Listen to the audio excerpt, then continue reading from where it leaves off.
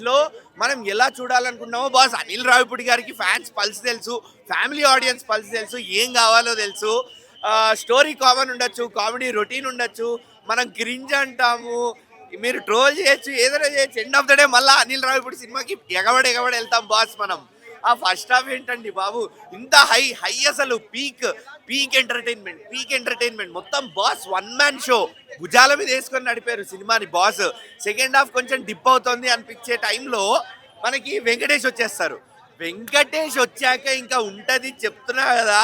వీళ్ళిద్దరి combination scenes ఉంటాయి, వీళ్ళిద్దరివి డ్యాన్స్లు ఉంటాయి.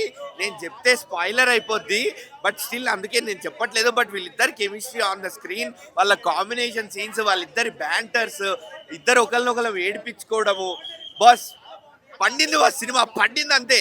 ఎమోషన్స్ కనెక్ట్ అయినాం, కామెడీ నవ్వుకున్నాం, romance. Of course Anil Ravipudi సినిమాల్లో మనం అంత రొమాన్స్ ఎక్స్పెక్ట్ చేయక్కర్లేదు, బట్ యా పాటలు ఓవరాల్ గా బాగున్నాయి. పాటలు మనకి ఆల్రెడీ చూసారు మీరు. మిసాల పిల్ల ఆల్రెడీ ట్రెండింగ్ లో ఉండింది. అండ్ హుక్ స్టెప్ సాంగ్ అయితే లిటరల్లీ సీటు మీద నిల్చోరు, సీటు మీద కూర్చోరు, మీరు సీటు మీద కూర్చోరు. అండ్ చెప్పా కదా వెంకటేష్ చిరంజీవి కాంబినేషన్ సీన్స్ అని.